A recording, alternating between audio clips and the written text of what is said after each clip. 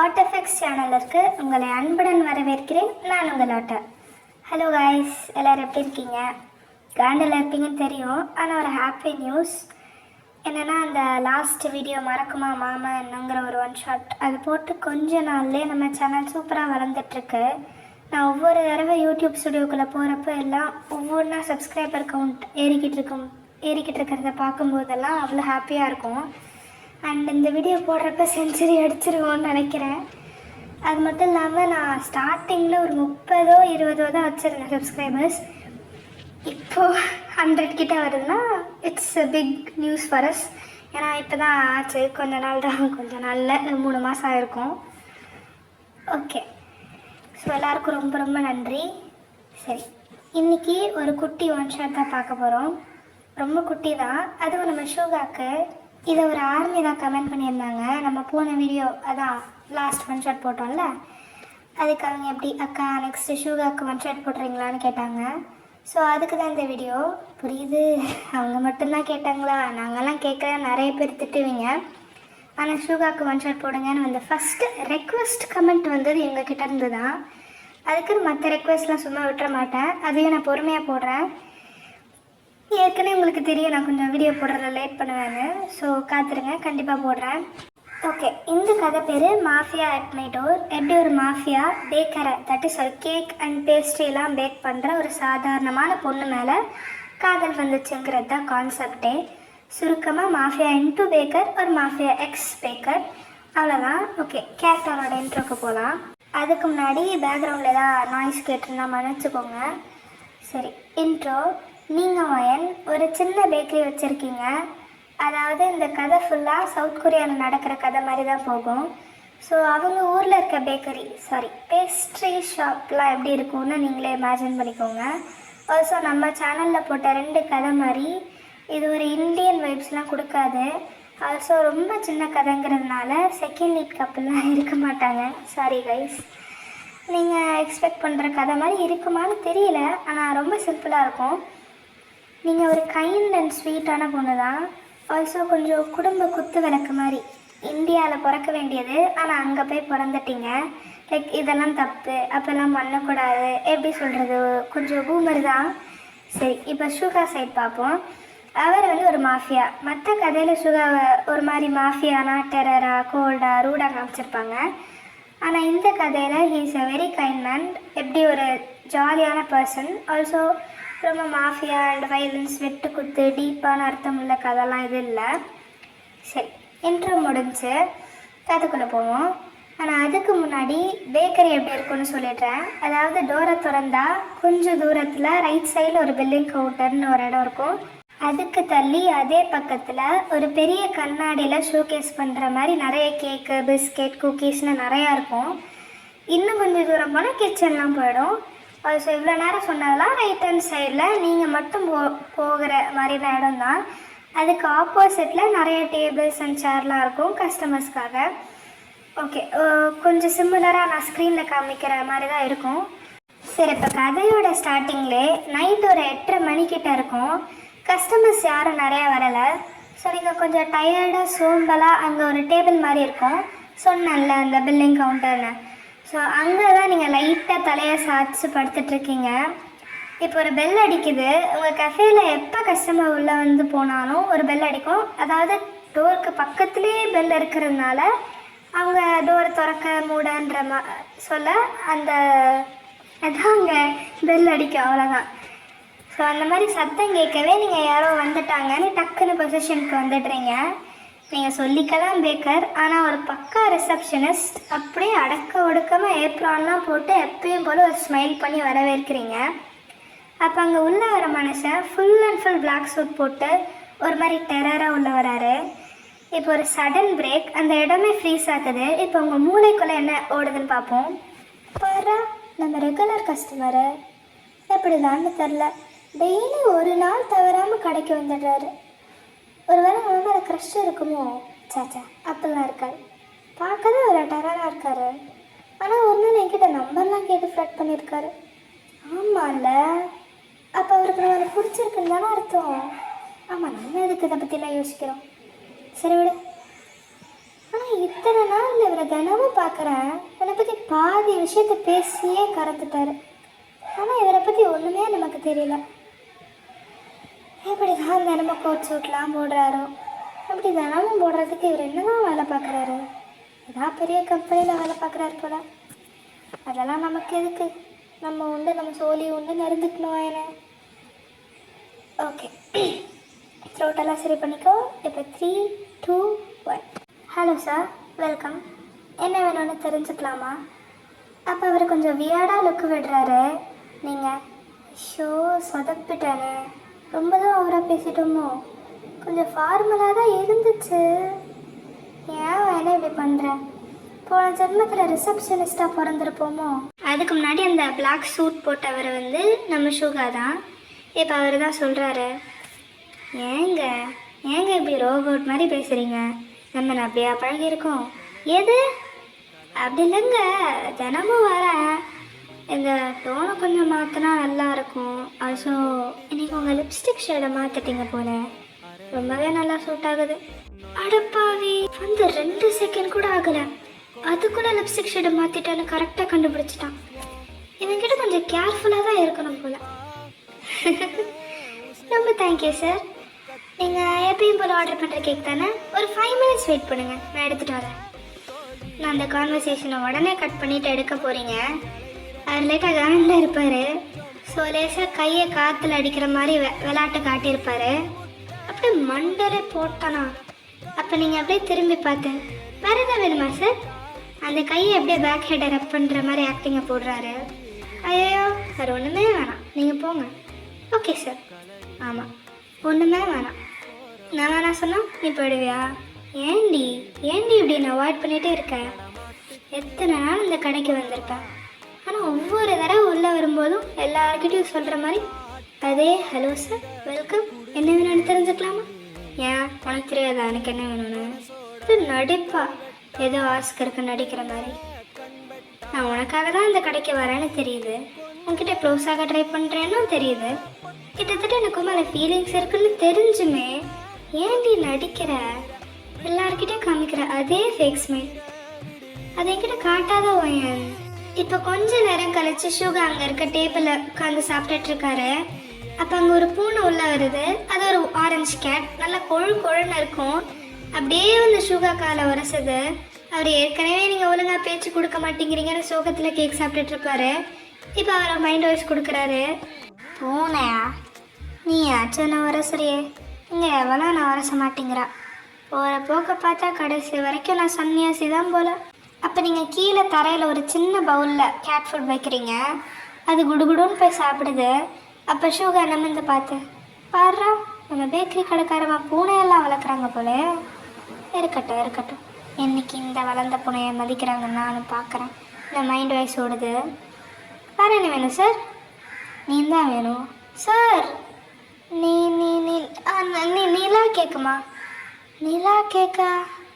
அதாங்க நிலா, அதான் மூன் ஷேப்பில் ஏதாவது கேக் வச்சுருக்கீங்களான்னு கேட்டேன். நிலா ஷேப்பில் இல்லை சார், அந்த மாதிரி எதுவும் இல்லை சார்.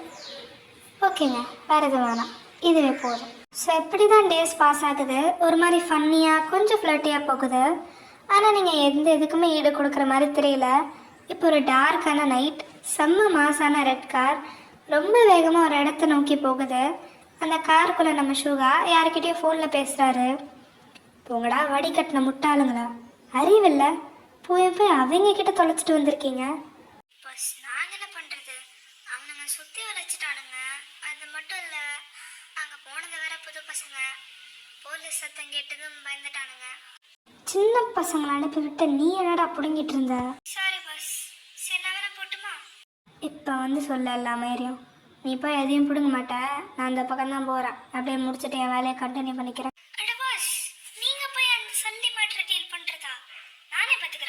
டேய், இங்கே நான் பாஸா நீ பாஸா?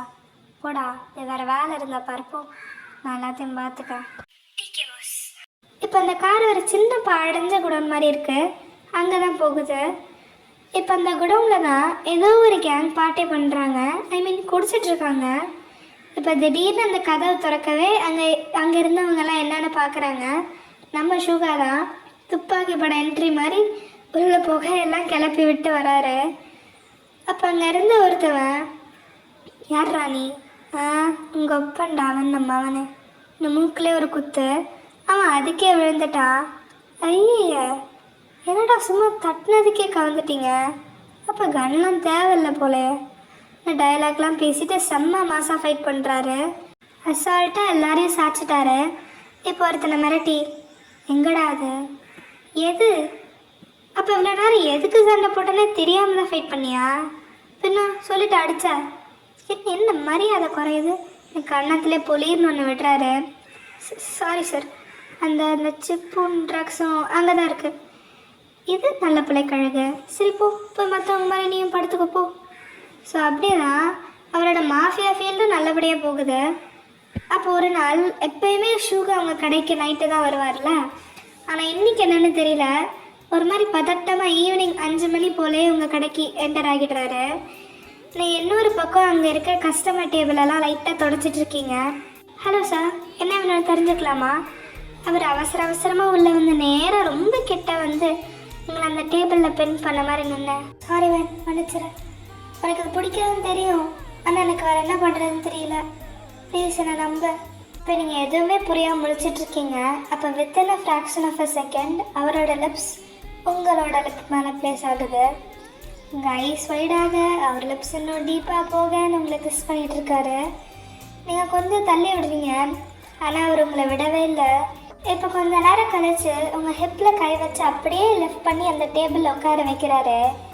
நீங்கள் ரொம்ப ஸ்ட்ரகிள் பண்ணவே உங்கள் காதுகிட்ட வந்து, ப்ளீஸ் மேம், வெளியே ஒரு பரதேசினை துரத்திக்கிட்டு இருக்கான், கொஞ்ச நேரம் என் கூட ஆக்ட் பண்ண, அவன் போயிடுவான், என்னை நம்ப ப்ளீஸ், உனக்கு என்ன பற்றி தெரியும்ல.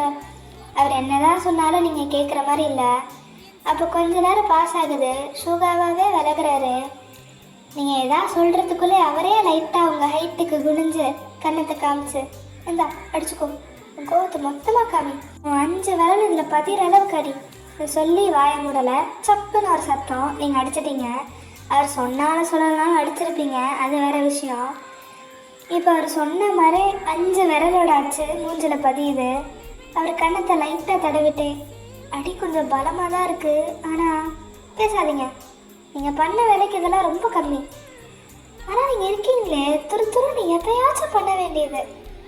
ஆனால் என்னதான் ஆனாலும் உங்கள் மேலே இருந்து மரியாதை மட்டும் குறையவே மாட்டேங்குது. அவர் கண்ணத்தை தேய்ச்சிட்டே சிரிக்கிறாரு. சிரிக்காதீங்க, நீங்கள் பண்ண வேலையை நினச்சா இன்னுமே என் வாயிலேருந்து வண்டையாக வருது. ஐயோ, அப்பெல்லாம் கட்டிக்க போகிற புருஷனை திட்டக்கூடாதுமா. இப்போ அடுத்த சீனில் அவர் உட்கார்ந்துருக்காரு. நீங்கள் அவரோட செவந்த கண்ணத்துக்கு மெடிசன் போட்டுட்ருக்கீங்க. உங்கள் மனசு கேட்கல தான். அவர் அப்பையும் சும்மா இல்லை, டீஸ் பண்ணிட்டு தான் இருக்கார்.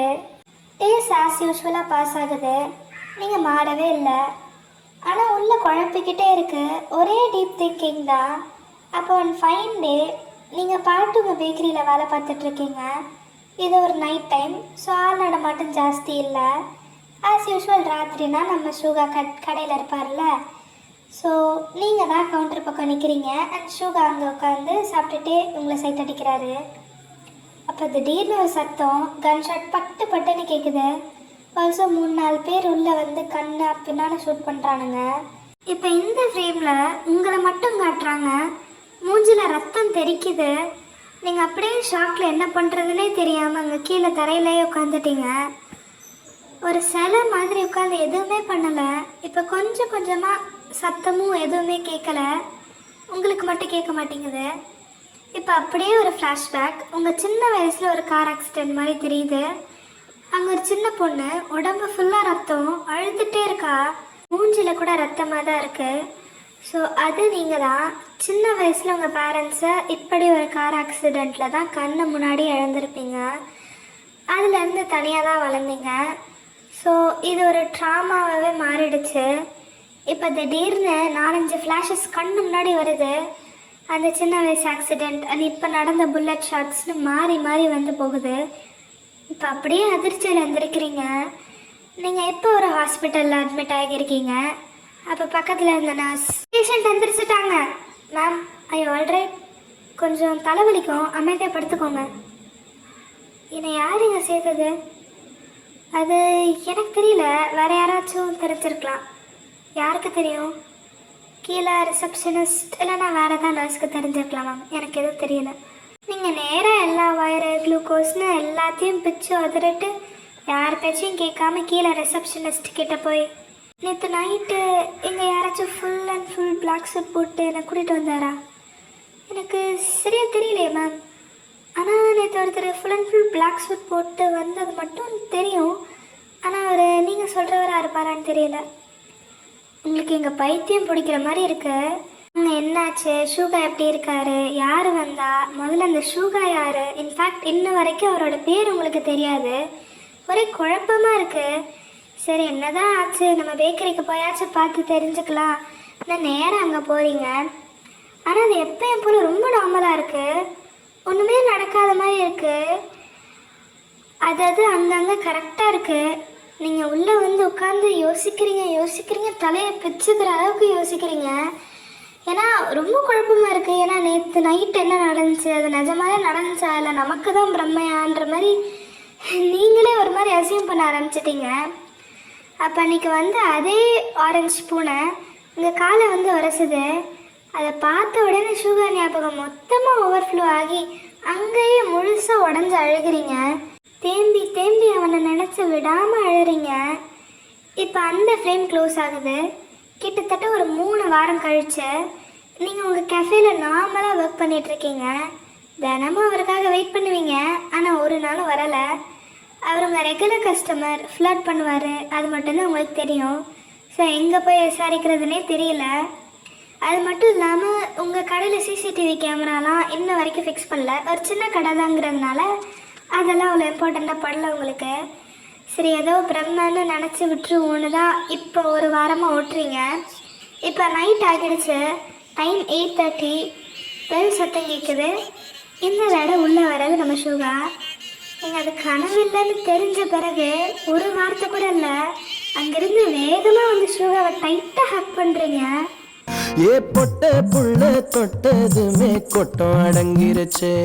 ஒரு கண்ணு குட்டி புள்ள கண்டு துள்ளி குதிச்சிருச்சு.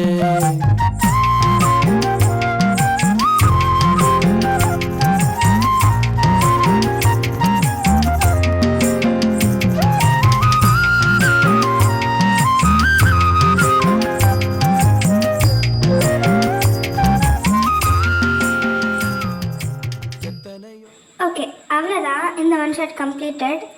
ஒன் ஷாட் இல்லை, மினி ஷாட் தான். எப்படி இருந்துச்சுன்னு சொல்லுங்கள். ரொம்ப நாள் வீடியோ போடலன்னு கோவமாக இருப்பீங்க. ஆனால் இதுக்கப்புறம் கன்சிஸ்டண்ட்டாக இருப்பேனான்னு தெரியாது.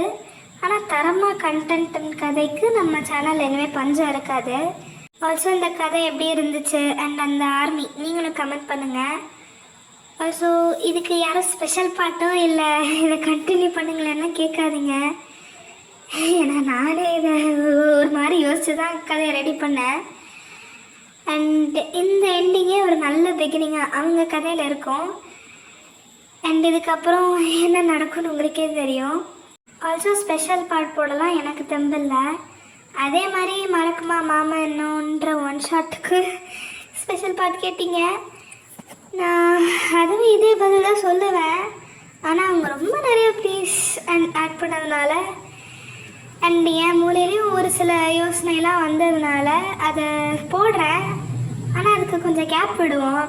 அந்த வீடியோ நல்லா ரீச் ஆகட்டும். ஏற்கனவே ரொம்ப நல்லா தான் வியூஸ் அண்ட் லைக்ஸ் வருது. ஸோ இன்னும் நல்லா வரட்டும் எல்லா வீடியோக்கும். ஸோ அதோட ஸ்பெஷல் பார்ட் ரொம்ப லேட் ஆகும். அண்ட் அதை கமெண்ட் பண்ணவங்க வந்து உங்கள் மனசில் எதாவது கதை இருந்தால் சொல்லுங்கள், அது எப்படி டெவலப் பண்ணலான்னு. மற்றவங்க அந்த ஒன் ஷாட் பார்த்தீங்கன்னா சொல்லுங்கள். பார்க்கலன்னா கீழே டிஸ்கிரிப்ஷனில் லிங்க்கு தரேன், போய் பார்த்துருங்க. அதே மாதிரி இன்னொன்று சொல்ல விரும்புகிறேன். போன வீடியோவில் நிறைய பேர் இல்லை, ஒரு 4 பேர் கேட்டிருந்தீங்க ஜேகேக்கு ஒன் ஷாட் போடுங்க, ஆனம்க்கு ஒன் ஷாட் போடுங்க, ஜெமினுக்கு ஒன் ஷாட் போடுங்கன்னு. நான் போடுறேன். ஆனால் வந்து எனக்கு எப்படி சொல்கிறது, ஒரு பிளாட் லைனாச்சும் தாங்க. Like enemies to lovers, contract marriage, forced marriage, இவங்களுக்கு அப்படி போடுங்க. அப்படி இல்லைனா ஒன்லைனராக லைக் அதான் ஒரு ஒன்லைனர் மாதிரி ஒரு கதை, ஒரு சுருக்கமாக கதை மாதிரி சொல்லுங்கள். ஆரம்புக்கு ஒருத்தவங்க கேட்டிருந்தாங்க. அந்த கதை லைக் ரொம்ப யூஸ்ஃபுல்லாக இருந்துச்சு, ரொம்ப தேங்க்யூ. அதே மாதிரி ஒன்லைனராகவோ அப்படி இல்லைன்னா உங்களுக்கு ரொம்ப டைம் இருந்துச்சுன்னா, ஐ மீன் உங்களுக்கு சொல்லியே ஆகணும்னு தோணுச்சுன்னா, கதை மொத்தமாக இல்லை, ஓரளவுக்கு ஒரு 4-5 பேராகிராஃப் இல்லை 2 பேராகிராஃப் வர மாதிரி கூட சொல்லலாம். எனக்கு ஒன்றும் பிரச்சனை இல்லை, நான் கண்டிப்பாக அதெல்லாம் போடுறேன். ஓகே, அது வந்து ஐ மீன் எல்லாருக்குமே, வீடியோ பார்க்குற எல்லாருக்குமே உங்கள் மனசில் ஏதாவது ஒரு கதை இருக்கும் இல்லையா? அந்த மாதிரி அந்த கதையெல்லாம் கீழே ஒன்லைனராகவோ இல்லை சின்ன சின்னதாக சுருக்கமாக சொன்னால் கூட எனக்கு ஓகே தான். இதெல்லாம் ஏன் கேட்குறேன்னா, என் மண்டை ஒரு சில நாள்லாம் யோசிக்க மாட்டேங்குது. அதுக்கு தான் ரொம்ப லேட் ஆகுது. நான் போன வீடியோலே சொல்லியிருப்பேன், நான் கதையை ரெடி பண்ணிட்டேன்னா ரெக்கார்ட் பண்ணிடுவேன். கதை ரெடி ஆக மாட்டேங்குதே. ஓகே, மறக்காமல் லைக் போட்டுருங்க. இந்த கதை எப்படி இருந்துச்சுன்னு கமெண்ட்டில் சொல்லிடுங்க. எனக்கு லைக்கு சப்ஸ்கிரைபை விட கமெண்ட் பண்ணிடுங்க ப்ளீஸ். ஓகே, அத்துடன் உங்களிடமிருந்து விடைபெறுவது உங்கள் ஆட்டர். நன்றி.